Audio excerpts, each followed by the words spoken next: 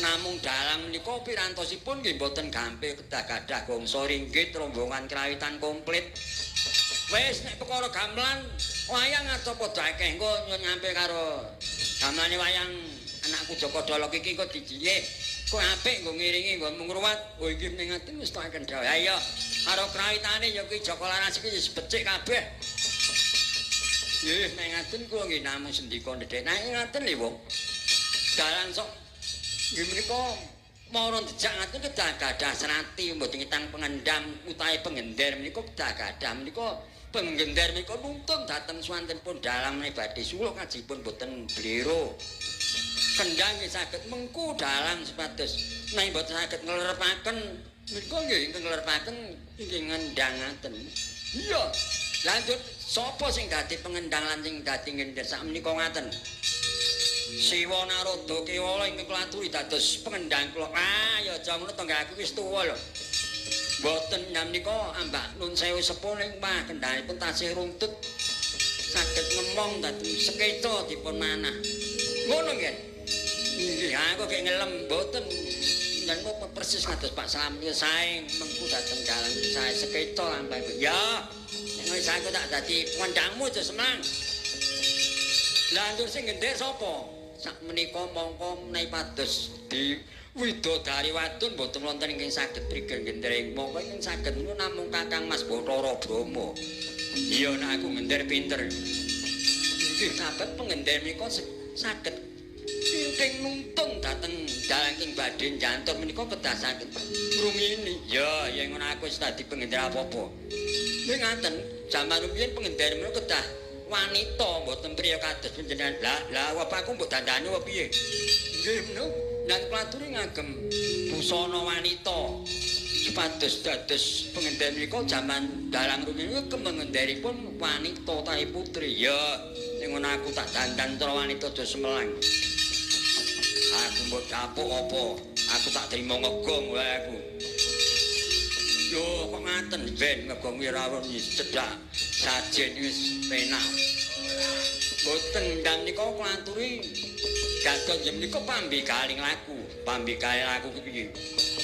Mangke kula aturi mrepeki dhateng pun Bathara Kala. Nek badhe pados mangsan paduka kula aturi ngaken dados tuna bapa tuna. Oh iya yen wis kemathuk. Nek ngono ayo dandan nggih. Mergo nek ora dandan ganti rupa mengko mundhak kadenengan Bathara Kala. Monggo dandan sak menika wae. Yo yo.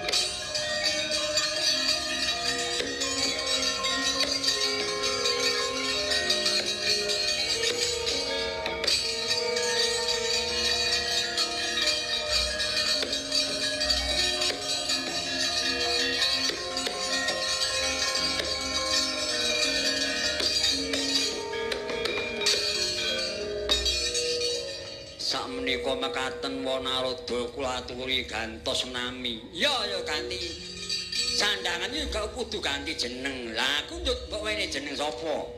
Siwa Narada kula aturi ngagem nggih menika asma Siwa Kalungan utawi Siwa Tapa Wangkeng utawi Panjak Encek Enggel utawi Panjak Telek. Wah, encek enggel iki piye nggih? Nek wonten encek menika ndinggelek. Panjak telek nek wonten buntelan menika sok remen melek ngaten. Ah, ya saya. Kuaturi ngagem asma Siwa Kalulungan utawi Siwa Buyut Tapa Wangkeng. Ya jeneng kok kae semathuk ya. Lah banjur aku mbok wene jeneng sapa Yai? Kakang Mas Bathara Brama kula aturi ngagem asma nggih menika Nyai Sruni. Nyai Sruni tegesipun pengender kedah seru tur muni kajipun kepirengkayan tringanipun Kyai Dalang. Ya soco semelang Yai. Aku aku nek ngender banter ora mung tak gemok ya cowa sumelang inggih.